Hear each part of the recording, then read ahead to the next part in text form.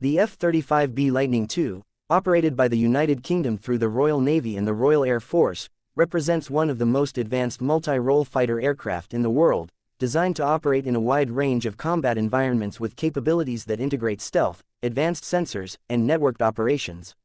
One of the distinctive operational features of the F-35B is its ability to conduct vertical takeoffs and landings, a capability that allows it to operate from short-deck aircraft carriers and amphibious assault ships without the need for traditional catapults and arrestor wires.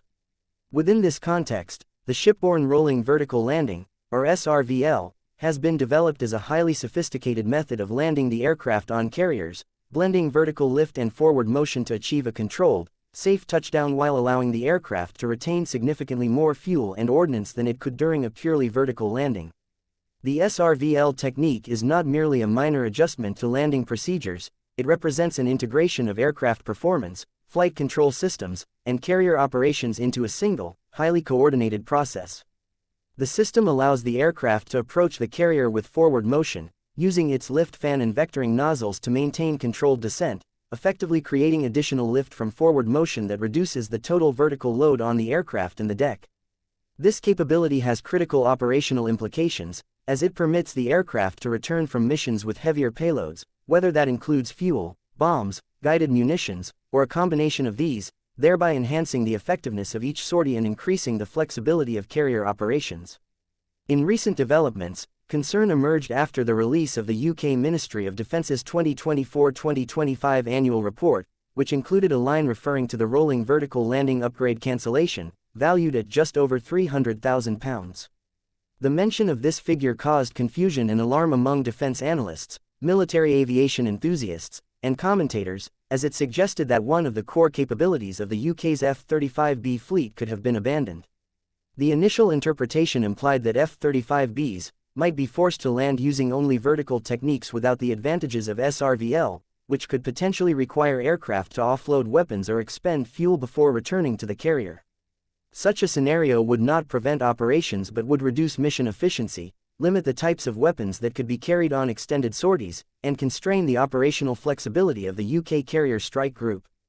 The concern was compounded by the fact that SRVL had been a feature long demonstrated during test and evaluation, showing the ability to safely land on carriers while carrying a far larger payload than vertical landings allow.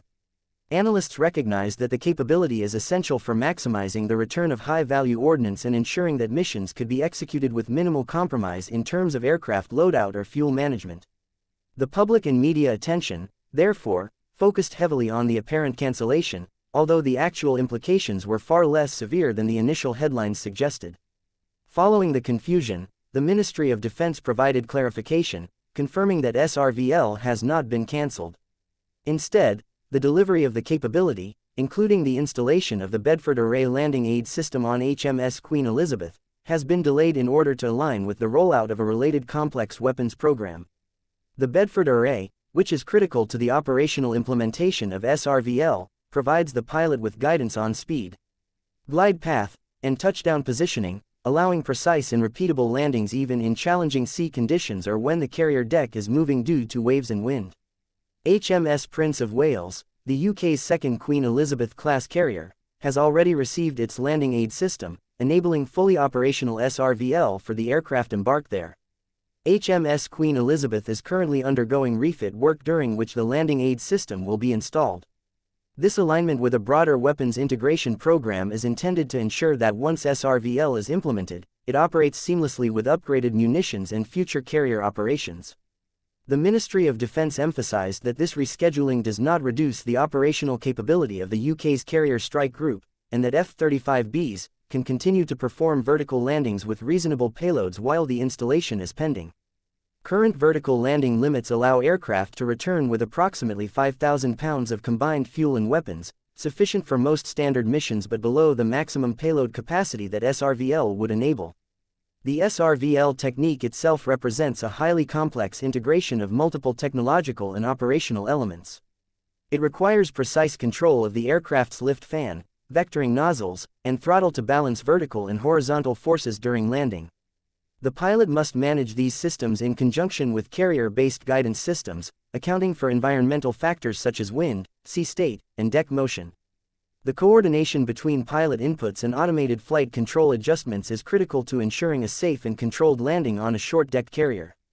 This capability reflects the combination of advanced aerodynamics, propulsion engineering, software-driven flight control systems, and naval operational expertise. By enabling the aircraft to retain heavier payloads upon return, SRVL significantly increases operational flexibility. Aircraft returning from long-range strike missions or high-end exercises can carry back ordnance that would otherwise need to be expended or jettisoned to meet vertical landing weight limitations. This allows commanders to make more effective use of the F-35B fleet, reduces logistical pressure on ordnance resupply, and enhances the ability to conduct sustained operations from carriers without compromising combat readiness. From an operational perspective, the delay in installing SRVL on HMS Queen Elizabeth does not prevent the UK from conducting carrier-based F-35B operations. Aircraft can still perform standard vertical landings and continue to operate effectively within their current payload limits. However, until SRVL is fully installed, the aircraft cannot take full advantage of the ability to return with maximum payload, which limits certain high-end strike capabilities or extended endurance missions. Looking toward the future, the UK's Carrier Air Wing is planned to integrate unmanned collaborative combat aircraft, which may carry heavier ordnance or perform some mission types currently assigned to manned aircraft. This evolution could alter the operational need for SRVL in certain contexts, but the technique remains an essential part of the carrier strike concept for high-intensity or high-payload operations.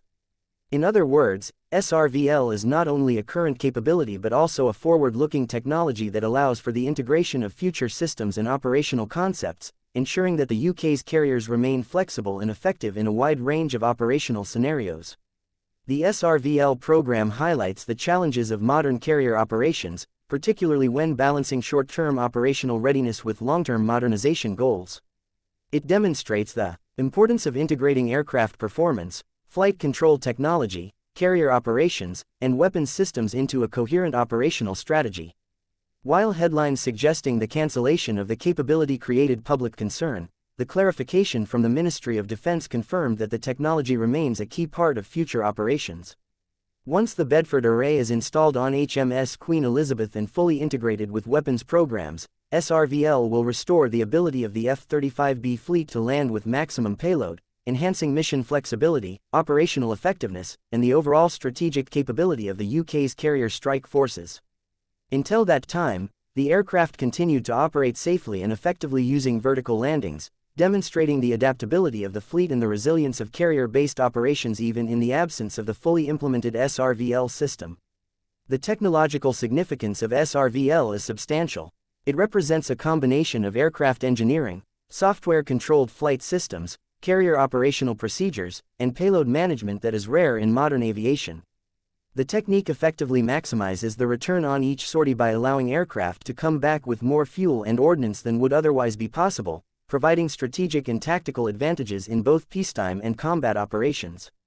The delay in implementation is primarily a matter of scheduling and integration with related weapons programs, rather than a fundamental limitation of the technology or the aircraft.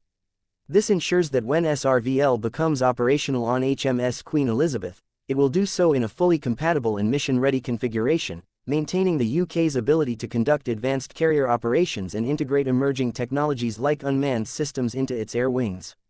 SRVL remains a central feature of the UK's F-35B carrier operations and a demonstration of the aircraft's advanced design and capabilities. While the installation on HMS Queen Elizabeth has been delayed, the Ministry of Defence has confirmed that the capability has not been cancelled, and the F-35B fleet continues to operate effectively using traditional vertical landings. The full advantages of SRVL, including heavier payload recovery, increased mission endurance, and enhanced operational flexibility, will be realized once the landing aid systems and associated weapons programs are fully integrated. The program illustrates how modern carrier operations increasingly rely on the integration of advanced aircraft systems, carrier technology, and operational planning to achieve maximum effectiveness, ensuring that the UK's carrier strike capability remains robust, adaptable, and ready for both current and future operational demands.